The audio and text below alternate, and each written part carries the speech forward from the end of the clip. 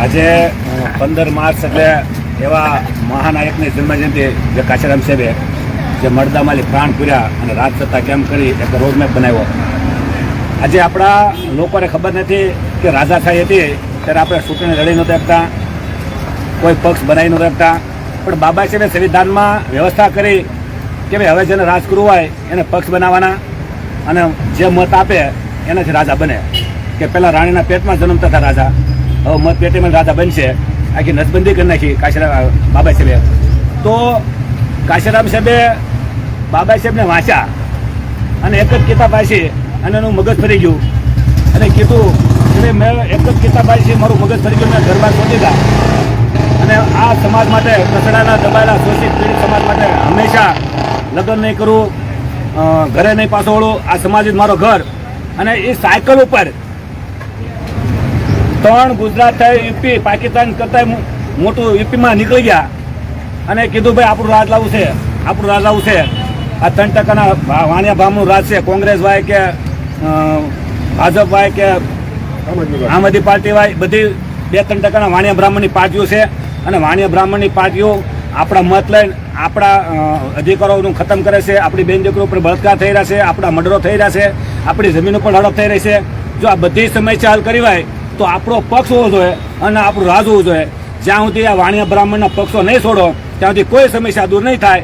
અને કાશીરામ સાહેબનો સંદેશો યુપીમાં ઓબીસી SC ST વાળા સમજી ગયા અને તમામ લોકો આ વાણિયા બ્રાહ્મણની પાર્ટી મૂકીને કાશીરામ સાહેબ જ્યારે જોડાઈ ગયા તો 4 વાર મુખ્યમંત્રી બની ગયા માયાવતીબેન. તો ગુજરાતમાં પણ જે ઓબીસી SC ST છે આ કોંગ્રેસ ભાજપ ને આમ આદમી પાર્ટીની માલી 7% બંધ કરી દે અને એને બહિષ્કાર કરે તો હું નથી લાગતું કે આ 2027માં આપણી પાર્ટી ન બને, આપણી સરકાર ન બને. બને જ તે 100% બને, પણ સ્વાર્થની વૃત્તિ કાઢવી પડશે. કાશીરામ સાહેબે બાબા સાહેબે એવું કીધું કે રાજનીતિ પેટ ભરવાની રાજનીતિ નથી. રાજનીતિ જે સમાજ કચડાયેલો છે, દબાયેલો છે, શોષિત છે, પીડિત છે એના માટે છે, એના નિરાકરણ માટે છે. પણ હાલના વર્તમાન કાળમાં ઓબીસી SC તમામ નેતાઓએ કોંગ્રેસ ભાજપને આમ આદમી પાર્ટીમાં જઈને પેટ ભરવાની રાજનીતિ કરી નાખી છે. એટલે સમાજની આ હાલત છે. પણ હવે આપણે બધા જાગી ગયા છીએ અને કાશીરામ સાહેબનું સૂત્ર છે એ સાર્થક કરીએ કે આપણું મત હોય તો બીજાનું રાજ શા માટે? આપણા મતથી આપણે સરકાર બનાવી અને આપણી જ સમસ્યા છે આપણે હલ કરીએ. અને બાબા સાહેબે એવું કીધું કે વાણિયા બ્રાહ્મણો કોઈ દિવસ આપણું ભલું નહીં કરે. હું એક તો એમ કીધું ભાઈ કોંગ્રેસ જલતા હોય ઘરે, વાં જાઓ કે જલ જાઓ કે. તો અવડું મોટું જયારે બાબા સાહેબે કને જ ગયા હોય કે કોંગ્રેસ હળકતું બસ ઘર જ છે અને ત્યાં જઈને આપણે કાંઈ સમસ્યા હલ નહીં કરી કે તો આપણે બાબા સાહેબથી તો મોટા છીએ નહીં. તો બાબા સાહેબને માનતા હોય તો બાબા સાહેબની વાત પણ માનવી જોઈએ. આપણે જય ભીમ કરવાથી કાંઈ નહીં થાય. બાબા સાહેબને દલિતો ઓલા બ્રાહ્મણો નથી માનતા, પણ એની વાત માની ગયા કે 27 માસ્ટર કી કે अपने दीवार पे लिखो इस मुल्क का शासक बनाए. તો એને ગમગજમાં ઠાકી દીધું કે આપણે શાસક બનવું છે, આપણે સત્તા કબજે કરવી છે. તો આપણે તો નક્કી જ નથી કર્યું. હજુ તો આપણે જય ભીમ કરીએ છીએ. બાબા સાહેબે કીધું મારી પૂજાપટ ન કરો કાંઈ નહીં, મારી જય જયકાર કરો તો નાય કાંઈ નહીં, પણ મેં તમને જે રસ્તો બતાવ્યો છે રાજા બનવાનો એ રસ્તા પર હાલો તો 100% આપણને કોઈ મારશે નહીં, બેન દીકરીને બળતરા થશે નહીં. એટલી વાત કહી આ વાત પૂરી કરું છું. અને અંગ્રેજોનો જેમ બહિષ્કાર કર્યો હતો આપણે એમ બ્રાહ્મણની પાર્ટીનો પણ બહિષ્કાર કરવો જોઈએ. જો આપણે ખરેખર આ વાણિયા બ્રાહ્મણ આપણું શોષણ કર્યું હોય તો આવા વાણિયા બ્રાહ્મણ આપણી બેન દીકરીઓ પર ઘણા બધા અત્યાચાર કર્યા છે, આપણે શિક્ષણનો વિરોધ કર્યો છે, આપણે પાણી પીવાનું દીધું, આવી ઘણી બધી સમસ્યાઓ ઊભી કરી. અને અત્યારે પણ જો ઘાતકમાં ઘાતક હોય તો વાણિયા બ્રાહ્મણો છે, વાણિયા બ્રાહ્મણની પાર્ટીઓ છે, એને આપણે બહિષ્કાર કરવો પડે. જય ભારત, જય સંવિધાન, જય ભીમ, જય કાશીરામ. એક મારો શબ્દ એક સવાલ છે કે તમે હમણાં બંને વખતે કીધું ભાઈ બ્રાહ્મણ વાણિયાની પાર્ટીનો બહિષ્કાર કરવો, તો કોળી ઓબીસી SC ST આ પછાત સમાજ છે એને વિકલ્પ તમે શું આપશો? તમારી પાર્ટી તો હોવી જોઈએ ને, પાર્ટીનું નામ તો તમે કઈ કહો. 2017માં બાબા સાહેબ ને કાશીરામ સાહેબ ને વાંચ્યા એટલે અમને એવું થયું કે ભાઈ આપણો એક પક્ષ હોવો જોઈએ. એટલે 2017માં એમ દિલ્હી ગયા ચૂંટણી આયોગમાં અને ત્યાં જઈને પણ એમની પાર્ટીનું રજીસ્ટ્રેશન કરાવ્યું અને પાર્ટીનું નામ છે વ્યવસ્થા પરિવર્તન પાર્ટી.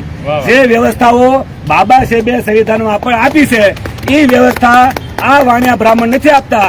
કારણ વાણિયા બ્રાહ્મણે પોતપોતાની પાર્ટી બનાવીને પોતાની વ્યવસ્થા કરી છે.